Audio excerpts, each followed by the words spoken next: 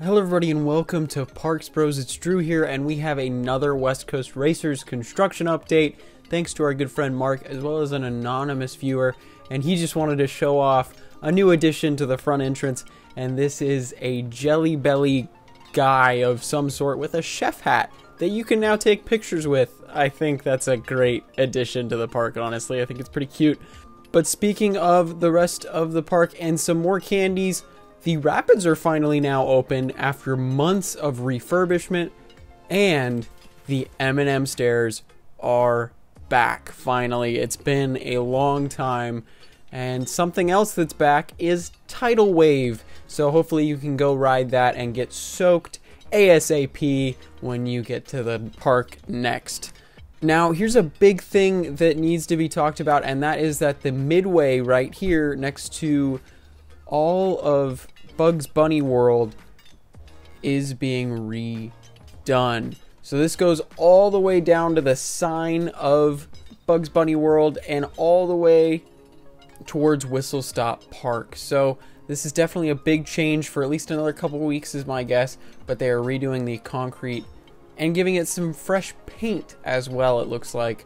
So that's very exciting to see all these little refurbishments that go into the park, and I think that's great that they're still focusing on tiny stuff like that, as well as major things just like what we're going to talk about next, which is West Coast Racers.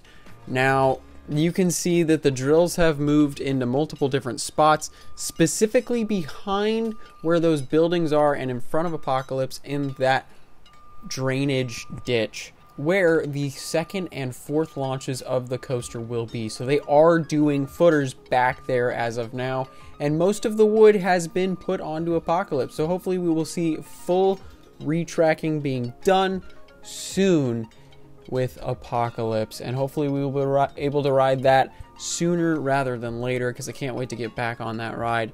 But you can actually see here that there is a pump for concrete that is putting the concrete into the footers that are going over the trench for the second and fourth launches on the ride. So we do know that they're putting in footers over on that side now, so that's pretty impressive, and it kind of shows that they've finished most of the footers where the Top Gun stall and the high five elements are going to be.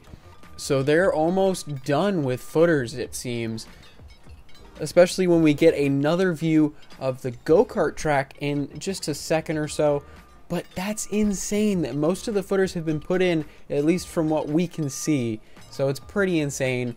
Here's Apocalypse again. You can see that most of the woodwork is done. They might need one more layer of actual wood on top of where the track segments are, but we'll just have to wait and see for that. They will definitely need metal on top of all of that wood, so expect to see metal on that fairly soon. But here is the go-karts, and there is a drill back there. So one of the two drills is where the go-karts are, and the other is in that trench. So they are working on these sections of the ride simultaneously, which is absolutely awesome to see. And hopefully we will see it going vertical very soon with supports. But speaking of supports, this footage was shot by an anonymous viewer, and this looks to be the basis for the transfer track for the coaster itself. So you can see some of the support structure there, as well as these kind of I-beams that will be holding up the track itself, which will be able to slide over if maintenance is needed whenever a train or a specific car needs to be worked on. So it's very, very cool to see this.